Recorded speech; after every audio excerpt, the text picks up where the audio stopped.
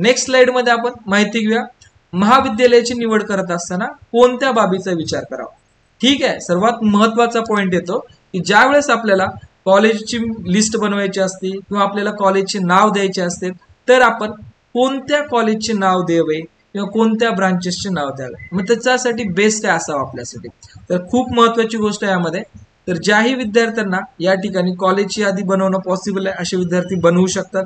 ज्या विद्यार्थ्यांना पॉसिबल नाही अशा विद्यार्थ्यांसाठी मी सांगू शकतो की आपण ज्यावेळेस महाविद्यालयाची निवड करत असतो, निवड करत असताना सर्वात महत्वाची गोष्ट आहे जे आपले महाविद्यालय हे चांगल्या दर्जाचे असावे।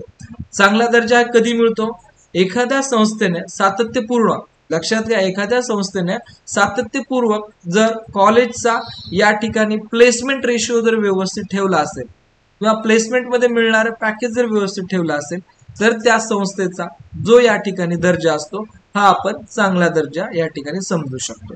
कारण बरेच असे कॉलेजेस आहेत की ज्या कॉलेजचं खूप मोठे इन्फ्रास्ट्रक्चर आहेत, खूप बिल्डिंग आहेत, खूप चांगलं गार्डन आहे, खूप लॅबोरेटरी चांगले आहेत, पण जर आपण पाहिलं असता प्लेसमेंट रेशो हा खूप कमी आहे। त्यामुळं विद्यार्थी पालकांना आपल्या स्टुडंट हेल्पलाईन सेंटर मार्फत फक्त ज्या ठिकाणी टॉप प्लेसमेंट होतात आपण अशाच कॉलेजमध्ये या ठिकाणी प्लेस करायचं या ठिकाणी मॅक्झिमम प्रयत्न करत असतो। कारण जेही आपण शिक्षण घेतो शिक्षण झाल्यानंतर आपल्याला आपण डिग्री घेऊन बाहेर पडण्याच्या अगोदर आपल्या हातात कुठल्या तरी कंपनीचा जॉब असावा या अनुषंगाने प्रत्येक विद्यार्थ्याच्या बाबतीत आपण प्रयत्न करत असतो आणि त्या अनुषंगानेच आपण गेल्या 10 वर्षापासून प्रत्येक विद्यार्थ्याला चांगल्या कॉलेजमध्येच ऍडमिशन या ठिकाणी मिळवून सुद्धा दिलेलं आहे। नेक्स्ट आहे यामध्ये दुसरा पार्ट की ज्या ठिकाणी आपण ऍडमिशन घेतो किंवा महाविद्यालयात घेतो ऍडमिशन त्या महाविद्यालयाची एकंदरीत फीस काय आहे, फीस सुद्धा आपण पाहणं गरजेचं आहे।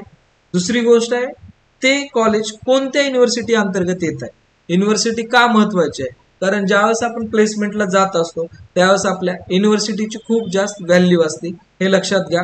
त्यामुळे आपली जे काही युनिव्हर्सिटी आपण निवड करणार आहेत हे आपण कुठल्या युनिव्हर्सिटी अंतर्गत घेणार आहोत याची सुद्धा आपण चांगली काळजी घेणं गरजेचं आहे।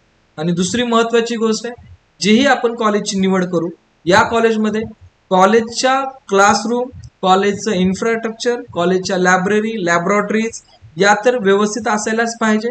सोबतच यामध्ये जे काही एक्स्ट्रा ऍक्टिव्हिटीसाठी या ठिकाणी गोष्टी असतात तर त्या एक्स्ट्रा ऍक्टिव्हिटी सोबतच आपण ज्या कॉलेजमध्ये ऍडमिशन घेतो या कॉलेजच्या विदिन कॅम्पस म्हणजे कॅम्पसमध्येच हॉस्टेल फॅसिलिटी असणं गरजेचं आहे। कारण बऱ्याच वेळेस आपण मुलांच्या बाबतीत मुलं फ्लॅटवर वगैरे ऍडजस्ट करू शकतात, पण मुलींच्या बाबतीत जर सांगायचं झालं तर विदिन कॉलेजमध्ये जर आपल्याला हॉस्टेल फॅसिलिटी जर मिळत असेल तर ते विद्यार्थिनीसाठी खूप जास्त या ठिकाणी कन्व्हिनियन्स राहतं।